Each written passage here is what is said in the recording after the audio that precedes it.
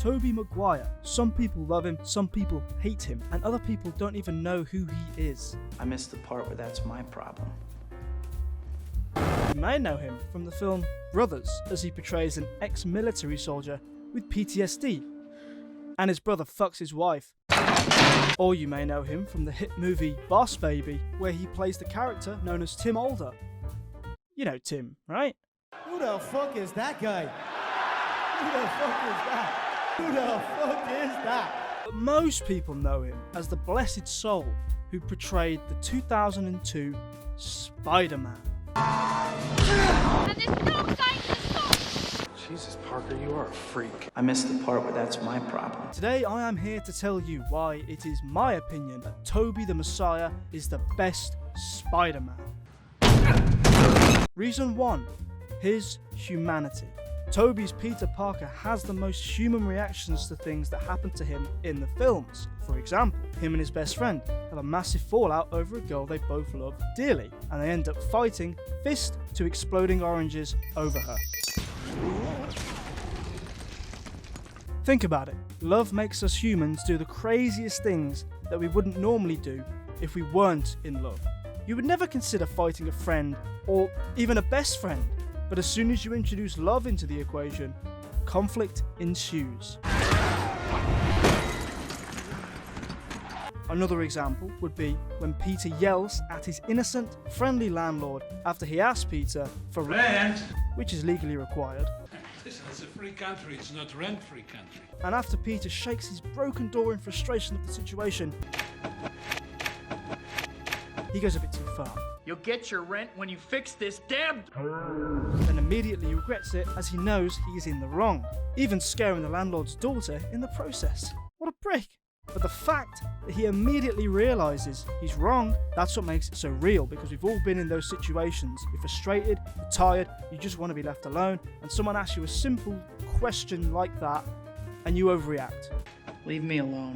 Give me rent! One more example would be when he tried for the cage fighting competition. By the end of it, he doesn't get paid the agreed amount. I need that money. The place gets robbed. Put the money in the bag. He lets the criminal go out of spite. Stop him! He's got my money! Later to find out his uncle's dead.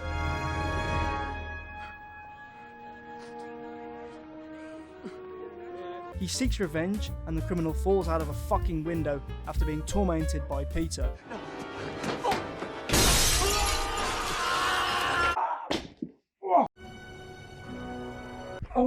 And what he thinks is at the hands of the criminal he let go, leading him to think it was his fault. He finds out in the third film that it wasn't actually that criminal that he let go, it was Sandman. And that kind of mistake is what separates him from the other Spider-Men, and it's where the saying comes from. With great power comes great responsibility. As humans, we make mistakes, some bigger than others, but that time, Peter made a massive mistake, and it cost a human life. Even though he was still a criminal, but, we'll brush over that. Reason 2. Resilience. Peter literally asks the love of his life to marry him, and she says no. Like, what the fuck, man? He brought flowers and a ring and everything. He has to go back to a shithole apartment where he can barely make ends meet, working at a shoddy pizza place that he's always late to because he's Spider-Man. You're late, man. Always late, huh? I'm sorry, Mr. Aziz. There was a disturbance. Disturbance, another disturbance, always a disturbance. He's trying to make it big, following his passion for photography, but he's almost always dismissed. You're fired! And nothing really has paid off for him so far. But could you pay me in advance? And after all that, he still manages to be the guy you can count on and control his emotions when it counts. He controls his anger and uses it against the evil bad guys to come out on top. Run! That, my friends, is what I call resilience. Reason 3. He is the definition of super. Now, what I mean by this is that he doesn't have any cool looking gadgets or any multi-billionaire providing him with a new suit every fucking film. My man got bitten by a radioactive spider, woke up with a six-pack and said, fuck it, I'm gonna be a hero now. He only has his suit, which he sewed himself with a fucking sewing machine. He's got no allies up until the third movie where he gets his best friend back. He was on his own, fighting a man with exploding oranges and another with mechanical octopus limbs and a fucking big ass sandcastle that can punch you. He did all of that with nothing but courage, his wits, and his raw powers.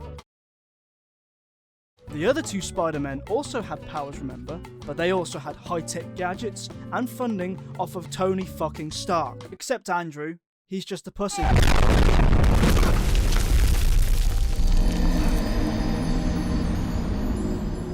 You tell me who had it worse. After all he goes through, he knows he has a job to do, not for himself, but for the people. Whoa! He stole that guy's pee! With all odds against him, he still comes out on top and defeats the bad guy. This is why he is worthy of the calling card, Super. Reason 4. Character. Tobey's version of Spider-Man is not portrayed to be this lovable extrovert.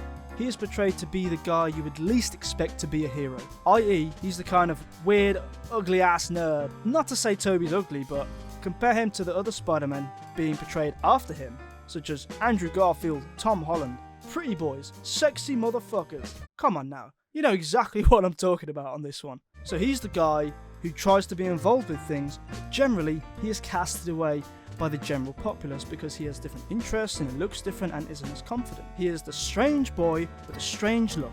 No one really notices him. A ghost, an introvert, a humble kid living with his grandparents and then a shitty apartment.